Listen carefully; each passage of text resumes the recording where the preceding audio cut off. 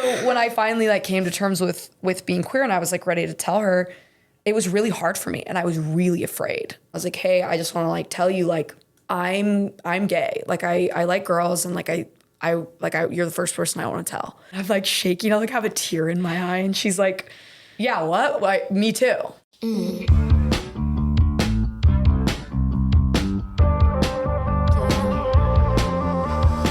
Hey y'all, welcome back to Made It Out. I'm so excited about today's conversation. I'm here with Cristal and Alisa Ramirez of the Aces, and we're going to talk about their queer journey and how music created a path for them to get out of their Mormon community. Thank y'all for being here. Yeah. I'm very excited to talk to you both. Our first two-person interview. Oh my God. Trend setting. So we'll see how it's going to go on my end. Let's start with just a snapshot of what your upbringing was like. What was your family like? What was y'all's relationship like? Yeah, so we grew up in Orem, Utah. It's like, if you've been to Utah, you know, it's like very suburban. We're in northern Utah, so it's very like a lot of pine trees, a lot of snow, a lot of space. Like coming to LA, I feel like that's been the hardest thing for me to adjust is like, there's just no space. But we grew up like in a really religious family, a really Mormon family. So we grew up like going to church every Sunday, church activities in the week. Like the religion was like a real kind of core focus of our lives. This episode is sponsored by Seed Scout, a unique company that is changing the game in the sperm donation industry. And it's founded by a lesbian couple. This company is tackling the issues in traditional sperm banks head on. And if you're looking for a more personal, ethical approach in finding a sperm donor, then this is the company to check out. They're redefining the industry by putting people first and making sure that every match is made with care and consideration. What was your relationship to church, though? Did you enjoy it? Did you question it at all? We have really different relationships to like the way that religion like affected us and affected like our queerness. I was like, I really internalized the religion from like a very young age. And I felt like it was my responsibility to like perform and behave well within it and like to excel within it. So I feel like for me, there was like a ton of fear and a ton of guilt like pushing me all the time to like, I have to be really good and I have to do the right things and I have to be really religious.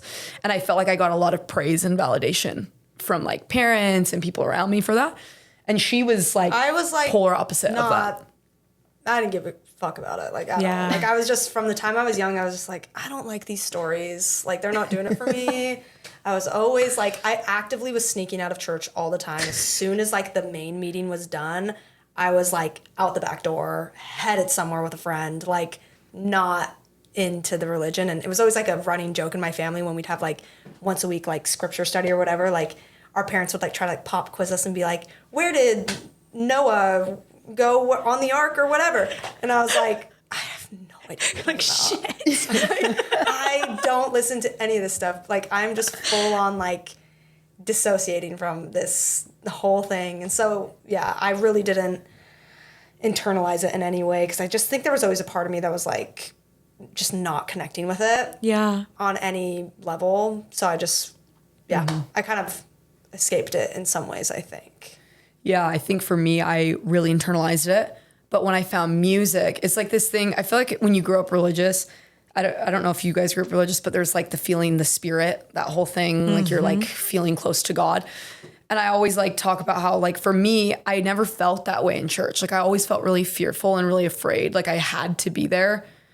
But when I would play music, it's like, I feel like this is what it's supposed to feel like that peace and that like knowing. So I feel like for me, music, I got really addicted to it as most people do. Like when it's like a really the only safe space for you is when you're like creating or kind of like, you know, making stuff is the only time that your brain kind of quiets down. Because I knew I was queer from a really young age. And so I knew like the day was coming where that I was going to have to reconcile with being gay and being religious. But when I would play music, it's like none of that really mattered. So I got really addicted from a young age to playing music because it's the only time I think that my anxiety and my panic and like the big questions I had about my life didn't really matter. I wasn't asking myself them in the moment that I was singing. Like my brain was quiet. I also think that music is like a huge part of most religions anyways. Like every Sunday you're like singing, and they want you to play piano, and they want you to learn an instrument to play like for like the congregation or whatever. So we were kind of pushed into music from a young age too, just culturally, and our mom loved music. She's trying to force us to play piano though all the time. Yeah, and we she wanted fucking us to play hated piano. And I threw a fit about that by the time I was 6 years old. I was like, this is damn boring. My piano teacher is a bitch. I'm not doing this anymore. Like, and she was like, but just please play an instrument then. Like, what do you want to play? And I honestly think I might have picked it just to piss her off, but I was like, drums.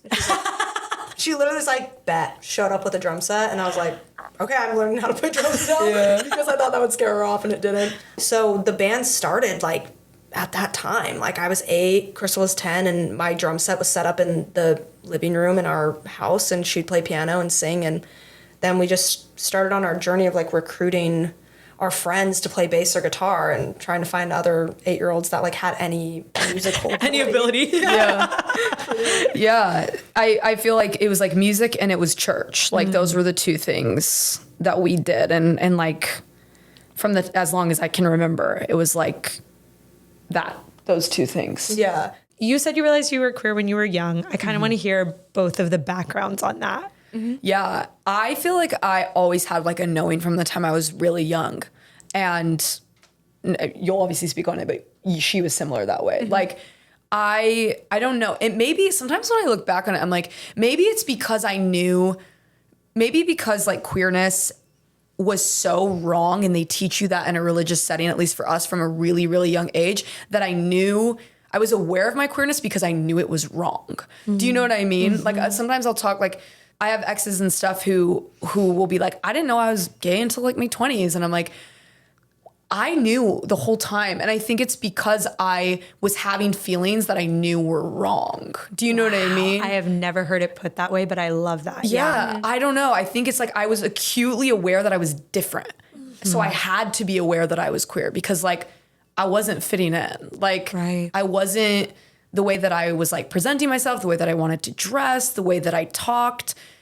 I was just never the like type of girl that was super desirable where we came from, you know, like the really straight kind of blonde presenting, like I just was never that. So I feel like for me, I was like always really aware, and I always had crushes on girls from the time I was really, really young. And like, I think for me, I thought it was always something that I was like, oh, I just want to be like my older brothers, because I really idolized my older brothers. I was like, I just want to be like them. Like they like girls, so I like girls. And then I was like 14 and like really having real feelings for a best friend of mine. And I was like, I don't think this is me wanting to be like my brothers anymore. It's feeling a little too real. Yeah. Do you think that's when you were able to put language around it, like being queer? Or like, when do you think you had that moment of realization? I think when I was 14, and I think at that time I was like, I am at least bisexual for sure. But I also had boyfriends, like, and I liked them. And that was confusing for me because I was really like romantically interested in people in general.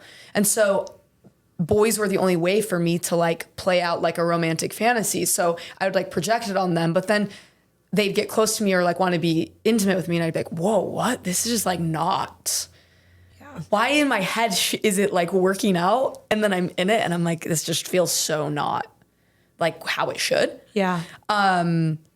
So, but I had boyfriends and stuff, and that was confusing for me. I think for a while I was like, I think I'm bisexual because like I'm attracted to boys and I like boys. I don't really want to be close to them, but like when I look at them, they're attractive to me. Do you know what I mean? It's like you think they're handsome. Yeah, I'm like, he's really cute. He's super cute, and I would love it if he liked me. Yeah. Do you know what I mean? Yeah. Yeah, but then I think when I was 14, I was like, I had like a panic attack one night, and I like woke my mom up, and I was like, I have feelings for this girl. Like I just do, and I don't know what to do about it. Like, do you think I'll grow out of it? Do you think? And my mom was so sweet. And in hindsight, I'm like, she just did everything I think that I needed to hear. Cause she wasn't like, it's okay if you're gay. Like, I think if she would have said that to me, I would have been like, head explode. You know what I mean? Like, I would have been like, it's not, what do you mean? How am I gonna be able to like go about that identity where we're from? But she was like, you're young. It's okay. Like, you're not really dating yet. It's normal to have strong feelings for people. I'm like, Mom, what's going on there? Were you guys like, no, I want to fuck our friends. No, I'm like, yeah. I'm like, my mom's literally not queer at all. But there was a part of me that was like, Mom, is it normal? But no, she was like, you're young and like, it's okay to just like feel your feelings. You don't have to identify with anything that you don't want to identify. Like just relax. Like you're 14, it's fine. Right. And I think for me, that bought me time to get comfortable with my identity. You know, like her saying that to me, her being like, you get to decide how you want to live your life. It's okay if you're not ready to like date and you don't have to like think so grandiose. You know what I mean? Yeah. And I was like, okay, and like calm me down. And then over the next 3 years until I was like 17, I think my senior year of high school, I found, you know, which I'm sure you guys are friends with like Shannon Beveridge and Cammie Scott and Rose and Rosie. And like I started getting on YouTube and like looking for people, queer women, like just because it was nowhere around, you know, for me in Utah. And I found Tegan and Sarah, and then I started diving into them and the culture of their band. And I watched Rose and Rosie. I think it's Rose Dix.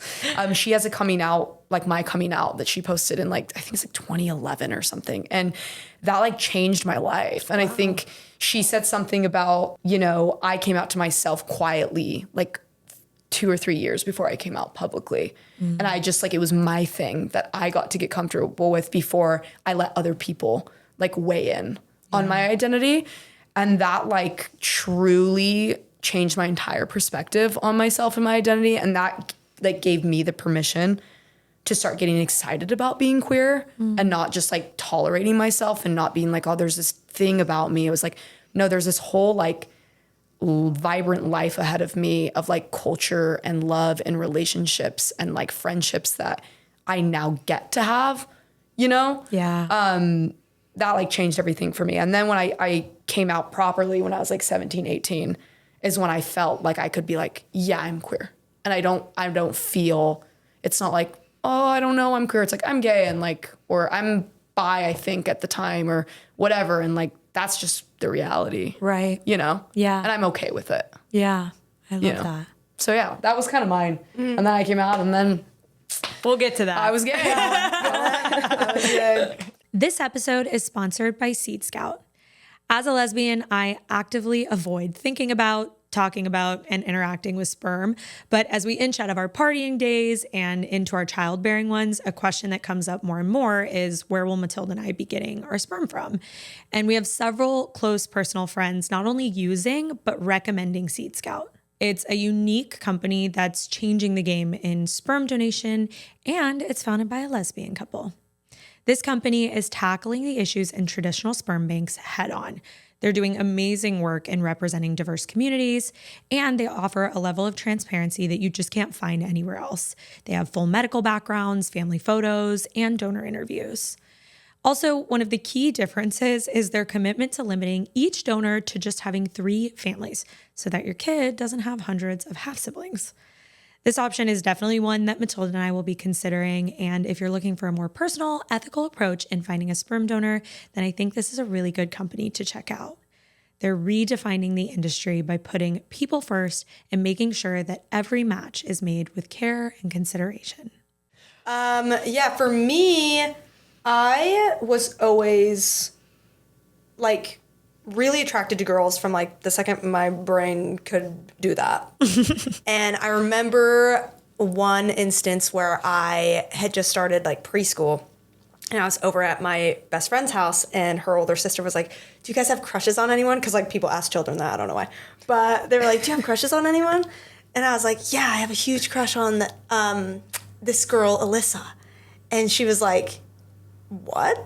She's like, you're joking. And I was like, what are you talking about? And just like immediately shamed me for it. It was just like, that's not normal. Like, that's gross. Like, what boys do you like? And I was like, oh, got it. Like, just registered that immediately and like internalized that really quickly. And I was like, okay, so like I'm feeling these things, but I can't talk about them apparently. So I remember that happening. And then it was always this thing I had with me where like I was always crushing on somebody, just like always had a crazy all-consuming crush. That doesn't stop. You don't grow out of that part. all-consuming crush on some girl, and I would just keep it to myself, and I imagined I would grow out of it. Like, I think there was like a narrative that people would talk about a lot where we grew up, and I don't know if other people have heard this, but like, I think sometimes people think queerness or like having crushes on your friends as a kid is like, you'll grow out of that. Like, everybody feels that way. It's like, oh, you might like have like crushes on like your girlfriend or whatever, but like that goes away. Like, I heard people say that a lot. I don't know. That was if like you'd a ever heard very, people say that. like, that was like a rhetoric going around. I feel like it was just like, oh, you grow out, like that. That's like a kid thing. And like, were we just around a lot of like closeted people? I'm kind of like, wait.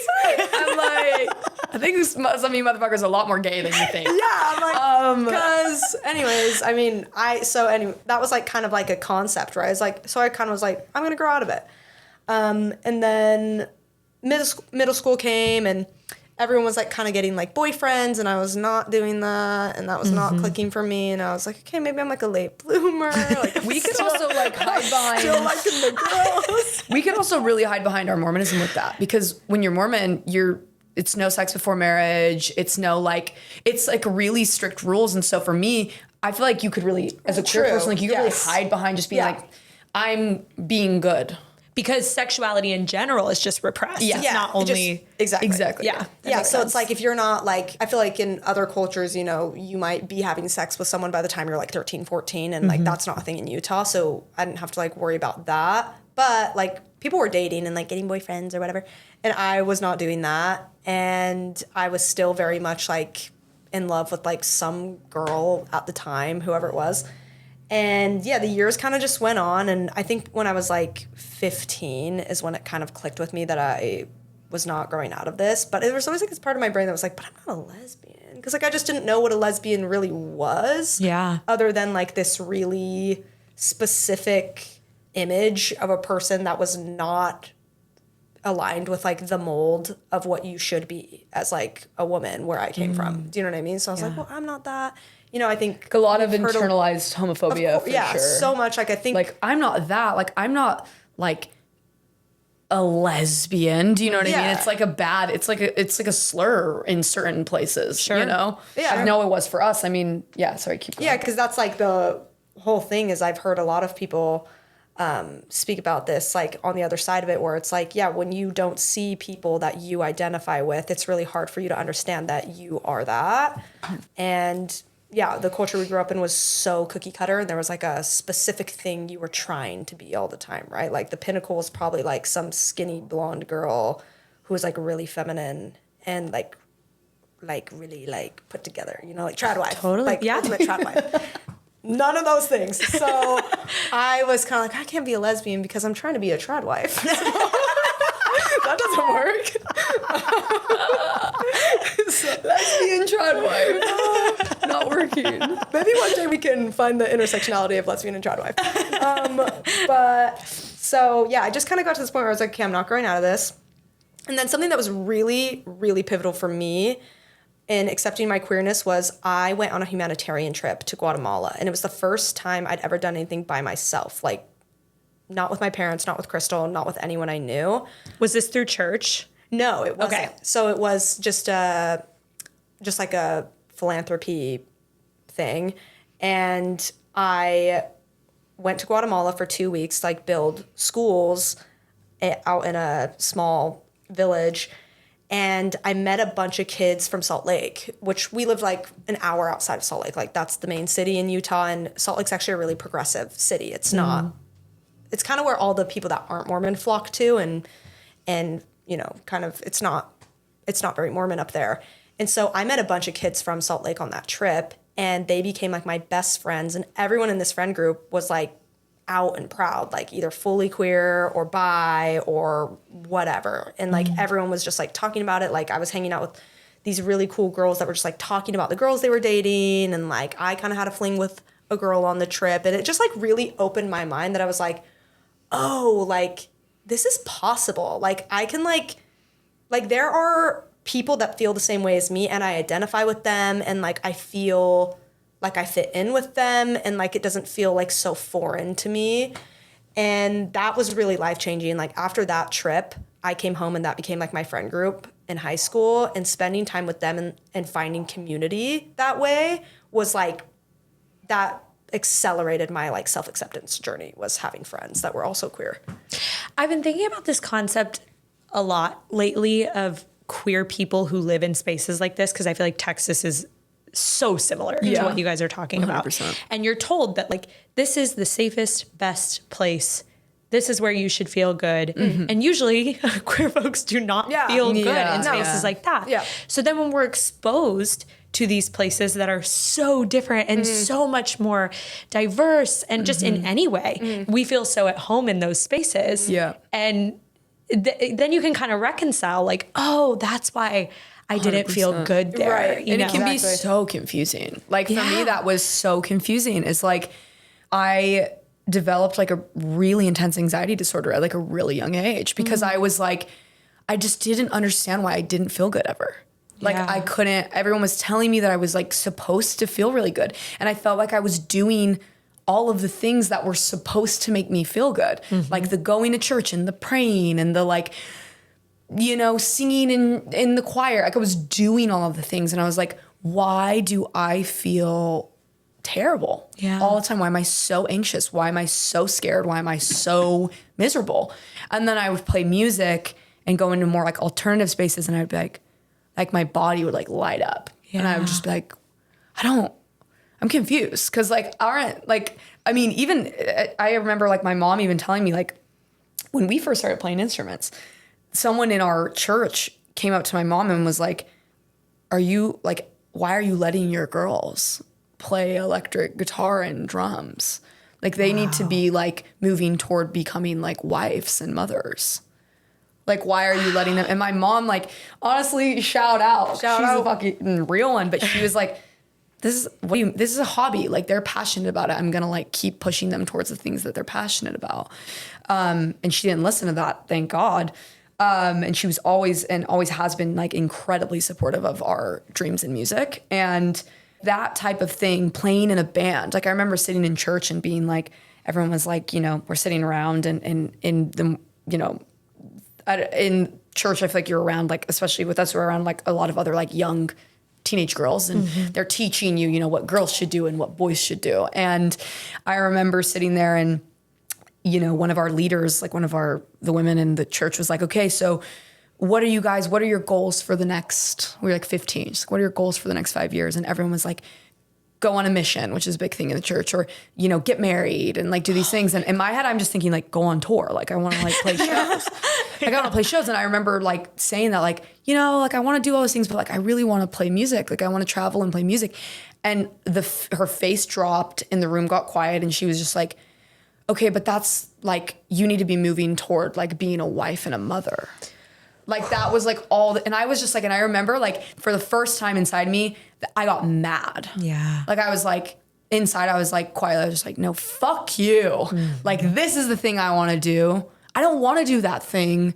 I'm so tired of you making me feel like the thing that I love to do is wrong. It's not, you know, like that was the first time I was like, I felt anger in me, and I just sat quietly and I was like, no, I'm going on tour. Fuck you guys. Like, I know. I don't know. There's like, at first I was scared, and then slowly started that like anger and that rebellion of like, this feels like shit, guys. Does it not feel like shit for you? Like, I hate this. And I'm not saying being a wife and a mother is wrong by any means. Like, it's just not what you identify with. I want to be that in my life eventually. I would love to have kids. I would love to be a wife. Like, that's not wrong. But I felt like it was being given to me in a way that was just truly not authentic for me. And it was like, I wasn't allowed to be who I was, to be a wife in the way that I would be with, you know, as a queer person, to, you know, all those things. But it's so interesting too, like you were talking about like how you grow up and like the lensing that you're kind of given. It's so interesting when you start recognizing that like,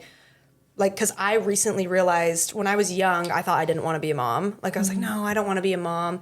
But it's because being a mom was such a specific thing. I saw how like what motherhood and being a mom and like a tradition, like a trad wife was essentially. Yeah. In my head, I was like, trad wife. back to it all comes back to the trad wife. Like I was always like mom equals trad wife, but now that I'm like, you know, grown into the person that I am, I'm like, no, I would love to be a mom. I'm just not like the type of mom that I saw growing up a lot. Like I'm a different type of mom, and it's like totally changed how I feel about kids. Yeah. It's so interesting.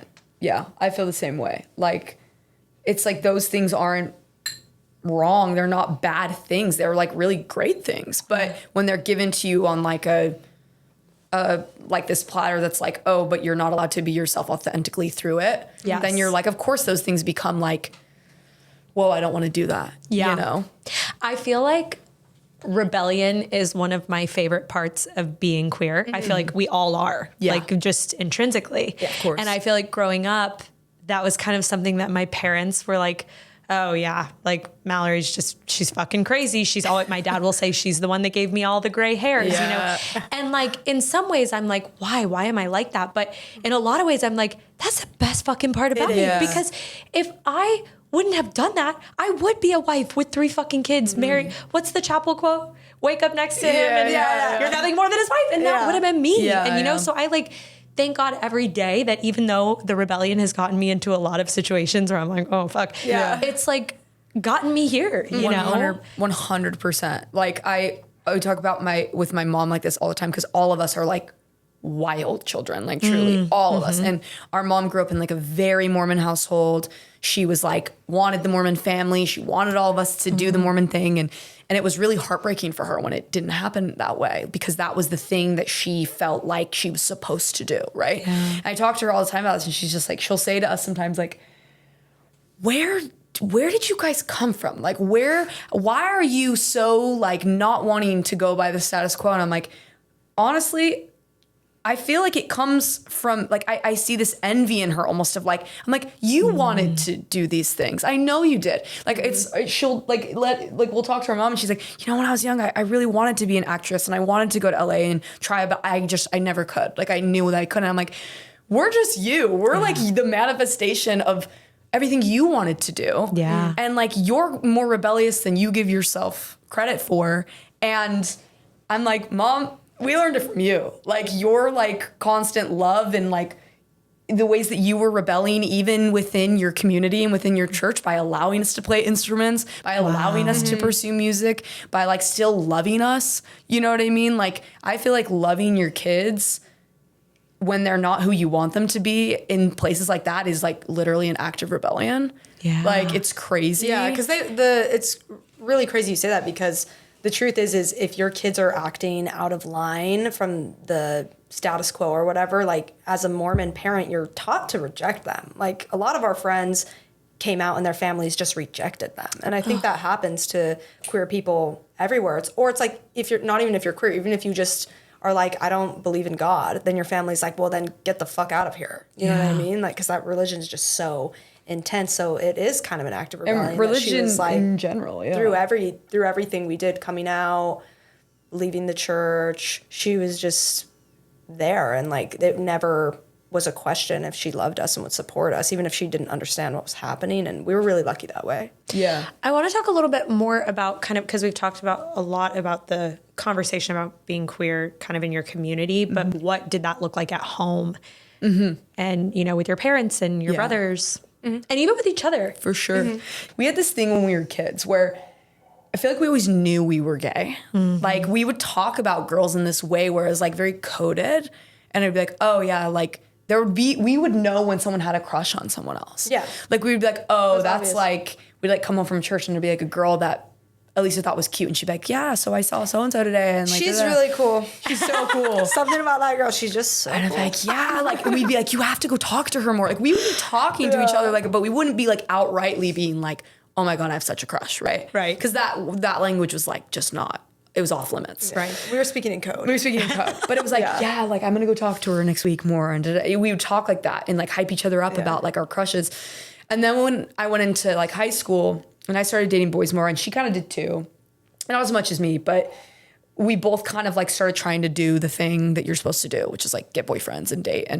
And I kind of thought, oh, maybe that's just like maybe that was just like a thing that we did because we were kids, and maybe she's my little sister and like she was just kind of following my lead, or like, you know what I mean? Like I was like, maybe she's not really gay. I don't know. I started to, for some reason, be like, I don't know. I grew out of it. I thought she grew out of it. I told her, I'm like, I'm growing out of it, people. Literally, I'm like, I guess we're all supposed to grow out of it, but she probably grew out of it. Like I didn't. And so when I finally like came to terms with being queer and I was like ready to tell her, it was really hard for me and I was really afraid. And I told her, I remember like I picked her up and we like drove to school, and it was like the ending of my senior year in high school, and I was like, hey, I just want to like tell you, like I'm gay. Like I like girls, and like I you're the first person I want to tell. And she was literally like, and I'm like shaking, I like have a tear in my eye, and she's like, yeah, what? Like, me too. Yeah. I remember just being like, wait, what? And she was like, dude, what are you talking about? She's like, we know this. Like, yeah. Like, why are you like crying to me? Like, what are you talking? She was like taken aback by like really, my earnestness, I think. I was really confused on when we went on that drive, and then you were like, I thought you were going to tell me something serious. And then you just told me you were gay, and I was like, bitch, yeah, I'm gay too. Like, and then it was like we dapped each other up and we're like, fuck yeah, we're gay. And then it was like, it was so, I feel like I like, I was like, wait, right? Like you are too, right? Yeah. Like, and she was like, yeah, what are you talking about? We've been talking about this our entire lives. And I'm like, okay, I'm not crazy. Also, fuck, why haven't we been talking about this our entire lives? Like more. But then that's when it got fun. Yeah. Like that's when it was like, oh, we can actually talk about this now. And then like, I don't know, I feel like that time right after you come out, I mean, I think we've all been through it. It's like once you can really have fun with it, there's like no high like that. Like getting to when you're first out. That's why I love honestly like meeting like a baby gay, just in the sense that it's like, oh, this is so fun. You're like high off of like getting to be yourself for the first time. Mm-hmm. And I just, like that euphoria when someone's finally free to just like talk about who they are interested in, talk about the things they're interested in. Yeah, there's like nothing. I feel like that time for us was like this because we hadn't come out to our parents yet. Yeah. And so we were the only ones like being like, we get to talk about this now, and this is like so fun. It felt like every night was like a slumber party or something. Do you know what I mean? Yeah. Where you're like sharing secrets with your best friends, and like I felt that time was so special. It was like probably about a year of no one else knowing and just us knowing. And then I came out to I knew I was going to start dating women, and I was still living at home, and we were pursuing music, and I was like, there's just my mom's gonna know. Like my mom's the kind of mom that like she knows everything. She's very attentive. She knows what's going on. She's always like one step ahead. Like you think you've pulled one over on her. I feel like that's a mom thing, right? You like think you got away with it, and she's like knew the whole time. Yeah. And we're also really close. We're really close with her too. And I was like, she's gonna know. And I feel like I just need to be honest with her. There was also for me, my mom and I really bonded over the religion. I was the only child in my family that was really religious for a while. So my mom was really attached to me in that way because I was the only child that would like kind of do as she taught and do as she said.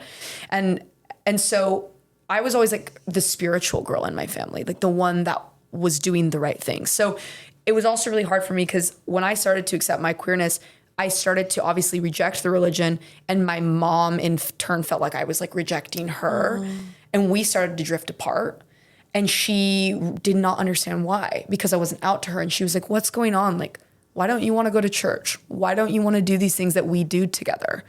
And I started to be like, I couldn't tell her, right? I was just like, I don't know. I'm just going through a time where I'm like not feeling as spiritual. I'm not feeling as close to the religion. And I got to the point where I was like, I'm either going to like drift further and further from my mom, or I'm just going to be honest with her and be like, this is why I don't want to be religious. I'm gay. And I really need you to like see me as me and not just the girl that does all the things I'm supposed to do. Yeah. And so I like when my mom kept asking me, because she would ask me like every night after we would do family scripture study, she'd be like, what's going on? Why don't you want to go to church? What's going on with you? And one night I was just like, okay, do you really want to know? And she was like, of course I want to know. Like, what's going on? And I was like, Mom, I know I'm bi and I think I'm gay.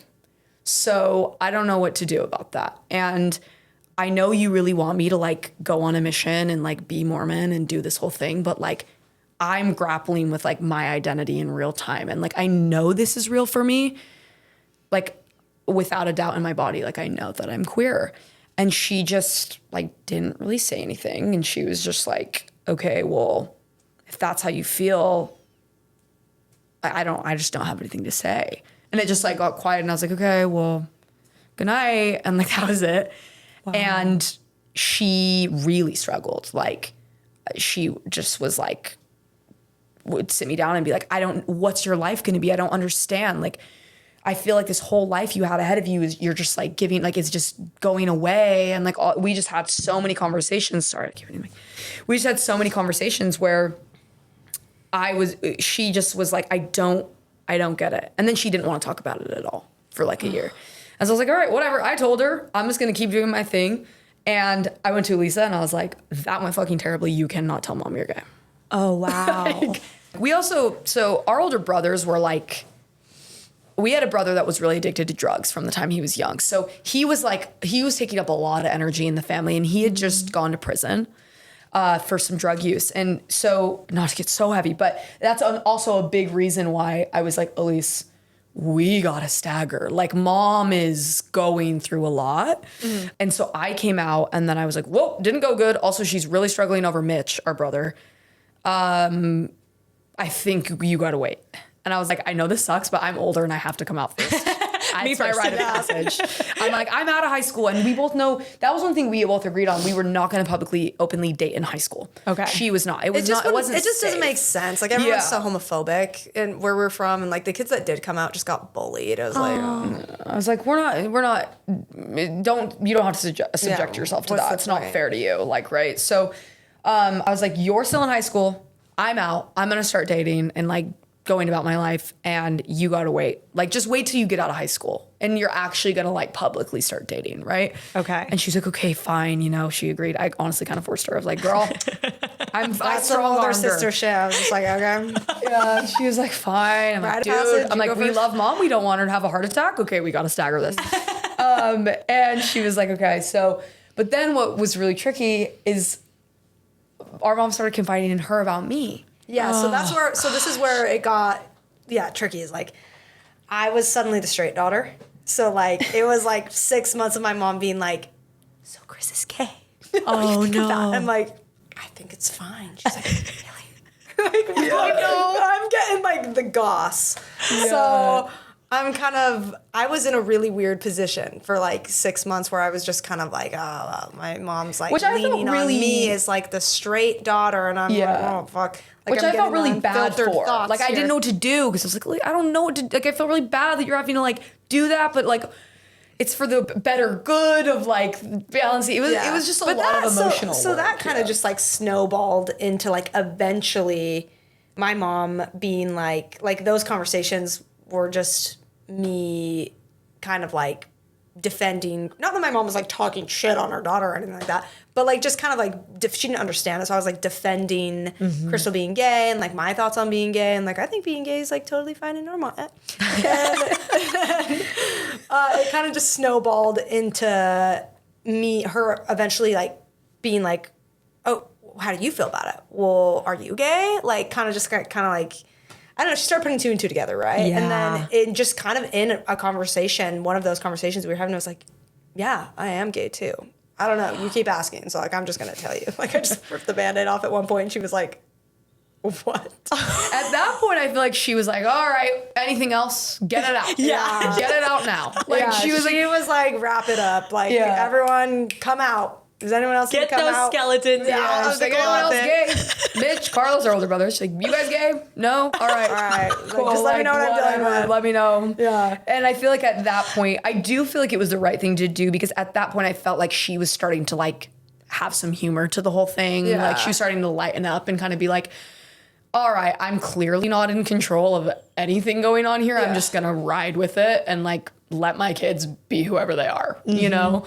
Yeah, so she was definitely like, damn, another one? That's crazy. But but then like she ended up pretty quickly after that, like really turning a corner and really dove into allyship and has been really amazing. I mean, that was 10 years ago now. So yeah, almost 10 years ago. 8, 10 years and she's ago. been, nothing. But our dad was different where our dad left the church at the same time I did. When I was 17, I was like, okay, I'm gay and I want to, I'm going to separate myself from the religion. And he was going through the same thing. And our dad's Honduran and he was a convert. So he converted to the church as like a way to like come to the States and to study and to kind of like, he got like a full ride scholarship through like a college in Utah that's like very like, it's like a church college. And so he was starting to kind of like, he like had devoted his life to it for a big chunk of his life. And he was starting to kind of realize that it wasn't working for him anymore. Yeah. And so we really bonded on that. And he really understood me and was like, yeah, I feel the same way. Like, I feel like there's things about this that I don't aren't working for me and I don't agree with. And so we would talk about that and talk about kind of like the ways that we weren't wanting to be in the religion anymore. So when I came out to my mom, she was like, do you want to come out to your dad or do you want me to tell him? And I was like, honestly, this is enough for me. You can tell him. Like, this is hard enough. Your reaction has been negative enough. I didn't say all of that, but I was like, you got it. You got it, babe. Go tell dad. Like, I'm good. And he just came into my room and after he was like, hey, so your mom talked to me. And I was like, yeah. And I was like bracing myself and he was just like, and like, I love you. It's all good. Aww. He was really great. And he was just like, in his own way, he was like, no, I've been reading about being gay and like, I know that gets real for you. I know that it's actually how you feel. And I believe you essentially. Aww. And I know that like, you're not just going through a phase or something. Like, I know that that's who you are. And I was like, thanks, Dad. And he's like, yeah, I love you. Like, this doesn't change anything for me about our relationship. Like, I love you the same. Wow. Yeah. I was like, real one, he was Dad. truly a king love that you. way. He killed it. He, like, I had a similar conversation with him, like, when I came out 6 months later. And yeah, he was just very, very sweet. Which was surprising because growing up, he was very, very religious. Like, he was the strict, like, dad, like, make sure you're to church on time, like, be home by a certain time. Like, he was very strict growing up. So I was pretty surprised. Maybe a timing thing that just worked out where he was like less religious and he's going through like his own transformation, I guess. But yeah, and then we were out and I started dating my first girlfriend and that was really hard for my mom at first because she's like, oh, it's real. Like, you are gay. Like, it's not just gay in theory, like it's gay in practice. And I didn't talk to her about it and I just kind of hid it. And I was like, we had never had a conversation that kind of healed things. Yeah. It was always like, oh, okay, I don't understand this. Let's not talk about it. And then when I started dating my first girlfriend and I was just kind of like keeping it from her and I was just like, I don't want to talk to her about it. It's going to be terrible. Like, I just rather do my thing and we can just not talk about it. And then we had like a really great conversation where she really was like, okay, I don't want to lose our relationship. Yeah. Like, I love you. It's more important for me to have a relationship with you than it is for me to like hold on to prejudices and things that I think, are right or whatever. Like, I'm going to have to open my mind. And that really healed a lot between her and I. It was just having her come to me and be like, you're more important to me than like me holding out on what I think you should be and who I think you should be, Yeah. And then, our relationship since then has been at times still, you're always, like teaching and growing and trying to teach your parents who are from a different generation about how to be more loving and accepting. But I think she's done, like, we're really lucky with our parents because they're really loving. And even if they don't understand something, they try. Yeah. And I feel like for me, I was like, listen, as long as you're trying, I'm good. Yeah. That's all. You don't have to be perfect. You don't have to get everything right. You don't have to, be whatever, right? Like, you just have to try. And if I can tell you're trying to understand me, then like, I love you and we're good and we can have a relationship. How has her faith changed since then, or her relationship with the church? A lot. Yeah, it's a lot chiller. I mean, I think if you asked her specifically, I honestly don't know what she would say, but she's like, she doesn't go to church anymore. And she's very chill on it. I feel like I know what she would say. She said, because she says it, I feel like, to me a lot, where she's like, I don't want to be as closely a part of a church that doesn't accept my kids. Aww. I just don't. Yeah, like, that's very sweet. she still goes to church here and there as like, she grew up Mormon. It's like very much a community thing where she like goes, there's like a cultural element of like just knowing your neighbors and going to church. I'm sure like being from Texas, it's like similar where it's like we all go to church and we bring a baked potato plate. You know, it's like community. It's like a community thing. And so I feel like she's still really kind of like, she would never be like, I'm not Mormon, because I feel like for her, it's like a cultural community thing. But she has really separated herself from, she's like, there's a lot about it I just don't believe. I just don't believe that my kids are like destined to like not go to heaven. Like, I just don't. Yeah. That's not, and for me, I'm like, babe, we don't even know if any of that's real. But like, you know, for her, she's like, I believe you will go to heaven. I'm like, great, Mom, I would love to go to heaven. Like, I don't care. I'll see you there. Love you. Yeah, that's great, you know? I would love to go to heaven. I'm like, that's sick. Let's go to heaven. Like, great. But yeah, I just feel like that's been like, again, like just really lucky to have a mom that loves us more than she loves like an organized religion. Yeah, you know? it is beautiful. So she's separated quite a bit, which and has been the ways good. that you've opened her mind and just like kind of changed your like internal family system is really, it's really beautiful. Yeah, I feel like our brothers, you know, they're not queer, but they definitely, like our oldest brother is like, I remember having a conversation with him too, and I was like freaking out like when I was 14, and I was like, I think I'm bi, like I don't know what to do. And he was really, he left the church when he was like 13. He was vegan when it was like, I'm talking like in Utah when like people didn't even know what vegan was in like like 2010 in Utah. And like he like shaved his head into a mohawk. He like went down, and we had these neighbors that this guy was a hunter, and he would keep these pheasants to like for hunting practice. My brother was like, that's wrong. He went in and let them all free. Yeah, he was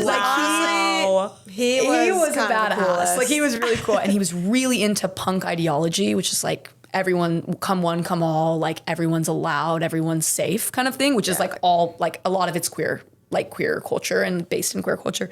So he was like obsessed with punk and punk bands and metal bands. And I remember going down to him, he's like playing his guitar, and I was like trying to like talk to him, tell him how he's feeling. He was like, he was the first person who said to me like, it's okay if you're gay. Yeah. And I was like, dude, I was like, it's not okay. Don't tell me that. It's not okay, Carlos. It's not okay. And he was like, no, be who you are. Like, it's okay if you're gay. Yeah. No, I remember he like randomly on like a random Tuesday when we were like 10 and 12, he was like, girls, come in the basement. We're like, what?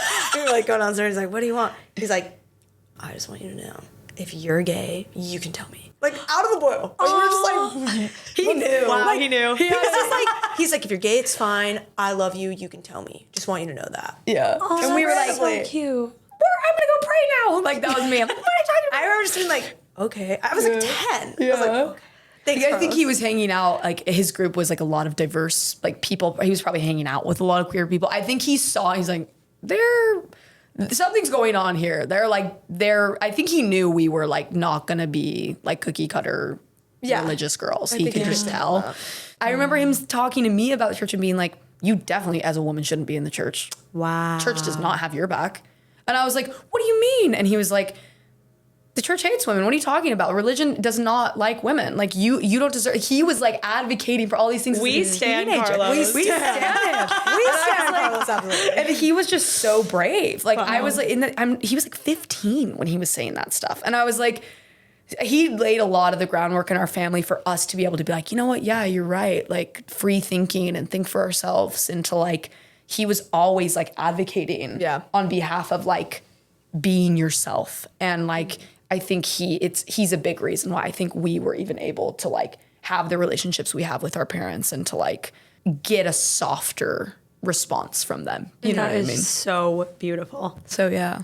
So after coming out, you guys left, right? We left. You left. You built this incredible career as musicians. Thank you. Tell me a little bit about that and your journey and where you're at now. Yeah. So, I mean, kind of back to like what we were saying in the very beginning of this podcast is like music was always a huge part of our lives. It became a safe space for us. You know, we met Kenna and Katie through school, but then they became part of our band. Kenna plays bass and Katie plays guitar. And we really just like had this little gang together where we felt like we could really be ourselves. And I feel like that was like the first really strong sense of community that we had, and that was a big part of us being able to come out too, I think, was having, Kenna and Katie and the four of us, like, we felt like family, you know, and we knew like we were always going to have each other's backs. And so music was a huge cornerstone of, that band was a huge cornerstone of our identity, like in town, because we were always playing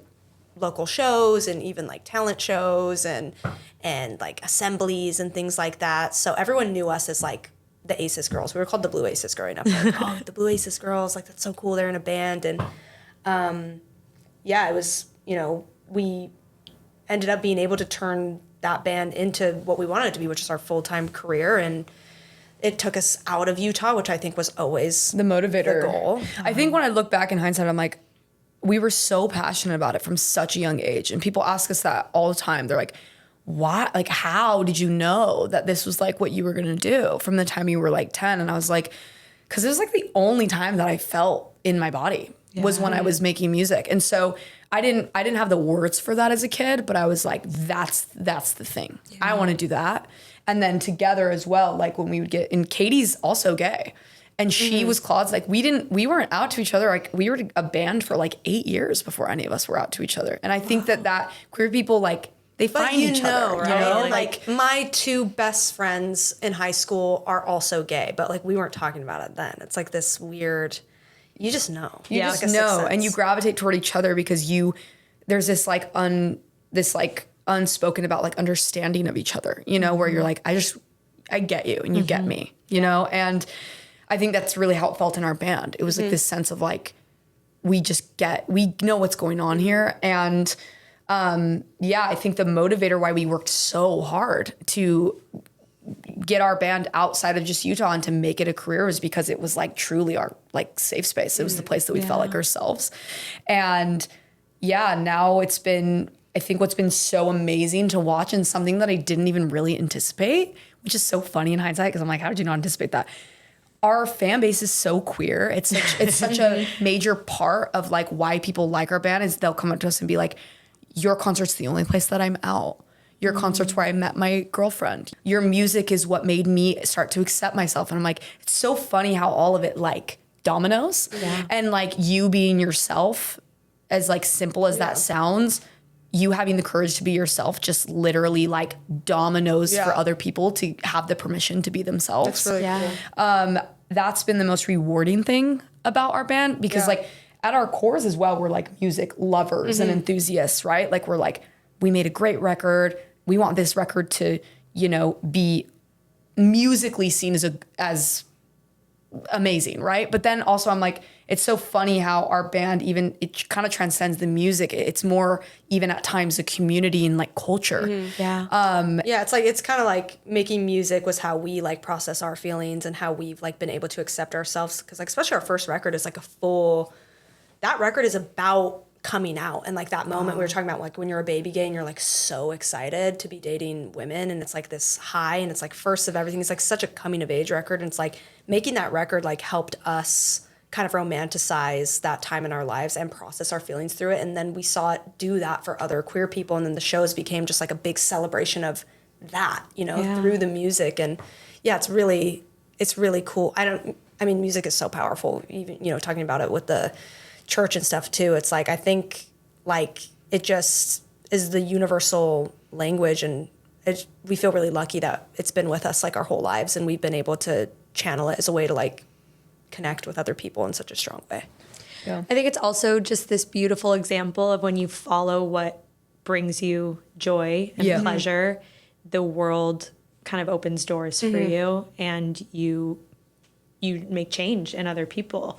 And I think it's really cool that you grew up in an environment that told you that you were supposed to do everything else. But following that joy led you to where you are today, which is just so fucking cool. I think you get really, like, we're big believers in like manifestation and the universe. And I've seen it happen so many times in our career where we don't know how. Like, I mean, we don't come from any background of having music industry like connections. Like we grew up in like a suburb in Utah. Our parents, like a lot of the time the questions that we were asked when we were kids was like, okay, when are you going to get a real job? Like music wasn't even seen as a Whatever possibility. the opposite of a Nepo baby is where that is. Yeah, we just didn't. We had no, like, it was like, okay, how a record deal, is that going to poof out of thin air? Like, who even gives record deals? Like, we didn't know anything about the music business, but we knew we were in our purpose.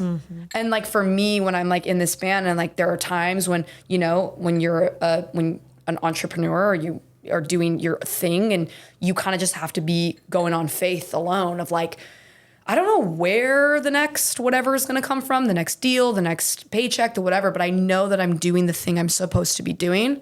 So I know it'll happen. It's going to show up. I don't know how, but I know it will. And I think a lot of our career has been just like us believing really, really wholeheartedly that we're in our purpose, and things just happening for us, you know, and like us just being so fortunate and so lucky. But I think when you're in your purpose, I think the universe moves around you in the ways that you need. It just, you know, like when you're really aligned, when you're truly trying to do something for yourself and for the better of other people, like shit just starts happening. And you're just like, I don't even know how that happened. I don't know how 4 girls from the suburbs of Utah like managed to make a full, you know, successful music career and like live in LA and be so different than the people that we grew up around.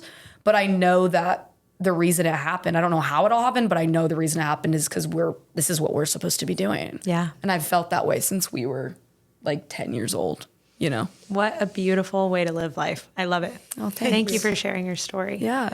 Okay, we play a game. It's called You Haul or You Ghost. Okay. So she's like perfect in every way, except for maybe this one weird thing. Okay. Okay, so she's perfect in every way. She even plays guitar. Okay. But all of her guitars are named after her exes. Oh, I think I'm a ghost. That's weird. Do you name your guitars? Do you guys name your guitars? Sometimes, but it's like if she's like attached to these being about her exes, like I think I'm gonna have to ghost. I'm feeling scared of that. I'm gonna be wrong. I'm feeling scared of that. Yeah, I'm like, maybe in the moment it could be named about the ex, but then when I'm around, it's like it's a different name now. You know what I mean? Like we have to let go. We have to let go. I think We have attachment issues. Yeah, exactly. Yeah, that's odd to me. Okay, that's fair. Okay, what if she is like a pumpkin spice bitch? Like the lattes, the Trader Joe's hauls. Right. I love that. I think U-Haul that's cute. do. I'm U-hauling. I have no problem with people like liking things. I think Like committing to something. Yeah, it's so cute. Like I feel like people are so hard on girls for just like liking cute things. I'm like, girls are cute. Like they like cute things. I love when they like cute things. You know what I love mean? that answer. Yeah, that's cute. I feel like I would benefit from that. I like pumpkin spice stuff, so if she was That's just true. bringing home pumpkin spice stuff all the time, I'd be like, okay, amazing. And let's not pretend like we had this the other night we were sitting together and I was like, you know what? I was like, I bought these linen sheets, you know, like linen's like supposed to be like the aesthetic choice for sheets. Or like right? a high quality like linen sheets. And can I swear? Can we swear? Yeah, Is that yes. fine? I fucking hate them. They're so uncomfortable. They're scratchy. And I'm like, you know what? I said to her the other day, I'm like, nothing beats like a Target plushie and like a cotton sheet. Like I'm so tired of compromising my comfort for aesthetic. I'm over it. I love that take. You know? Linen sheets are very like either you love them or hate them. We have them in our guest room and my parents come and they're like, we fucking love your sheets. Like, Really? I love those things. But you lay in that and you're like, actually, this isn't very I'm like, this sucks. Yeah. This feels like this is like a beach towel or something. Like I don't it's hit know or what's miss, happening and they take here. a long time to break in is the thing too. Like fresh linen sheets are kind of like, whoa. It's Yeah, gonna be a few I think months. we You all gotta wash pretend it we a certain don't way. love the simple things in life, like a Target fuzzy blankie. You know, I think we're all pretending. So maybe we're ghosting if she has linen sheets. I'm getting ghosted, I guess, because I have linen sheets.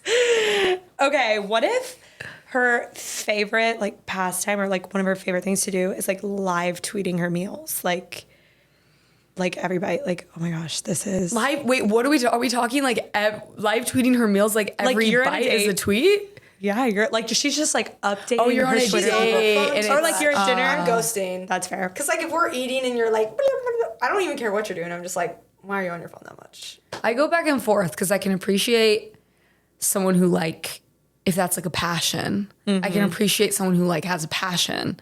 And like Kenna in our band is like a total foodie, and she's like posting her food all the time. But I'm like, she loves it. It's like her But passion. tweeting about everybody is obnoxious. Tweeting about everybody's crazy. Like, that's not like a passion. That's just like, you're obnoxious. Yeah, right? that's true. It depends. I agree with you. Because it's one thing, it's like, oh, she likes like take photos of her food and like post it later. It's like, okay, she likes food. Yeah. Tweet everybody. Bite by bite tweeting is crazy. Yeah.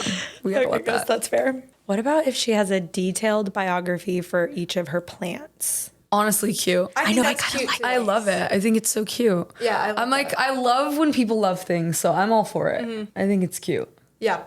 I think the plant will thrive. Mm-hmm. The plant's gonna thrive.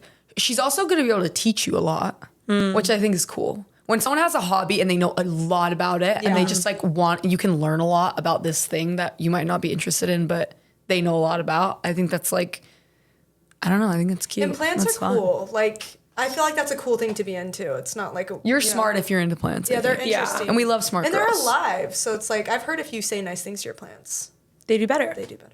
We have a fiddle leaf in there that I just got, and I didn't realize like the maintenance of a fiddle leaf. Right. You have to like massage the soil. Yep. You have to Whoa. shake it. They like Full-time to be job. apparently they like to be like spanked a little bit. They like They love to be spanked. Honestly, it's a kinky little plant. I know someone told me this and I was like, okay, I That's didn't a know what I kinky was plant. Yeah. fiddle leaf fig. No, the plants go love crazy. that. Like I had this big plant in my house and I just could never figure out how to make it live well. And I was like, you know what? I passed it off to my ex-girlfriend at the time who we were together. And I was like, you have the plant. You are someone that can handle the high maintenance plant. I can't. Clearly. Yeah. It's not thriving. All right, I love that. Thank you guys for playing. Yeah, of course. Can you tell everybody where to find you? We are everywhere on Instagram, social media, Spotify. We're the Aces. I think that's pretty much it. We're about to go on tour with Goth Babe, and we have some headline shows in Des Moines, Pittsburgh, Detroit, and Indianapolis. Yeah. It'll be our first headline shows ever in those places. And then we're going to be on tour with Goth Babe all over North America. So yeah, we're excited. We're touring. We're making new music. We're the Aces. You can find us anywhere you type in the Aces band. I'm sure it'll come up. Yep. Amazing. yeah. Thank you guys so much. Yeah, Thank thanks for you. having us. Of course. Thank y'all for listening to today's episode. As always, help us spread the gay agenda by writing an Apple review, rating us on Spotify, and sharing it with everyone you've ever met. Made It Out is produced and edited by Matilda Jordan and worked on solely by lesbians. This is a haiku. About being lesbian. Add me on CoStar.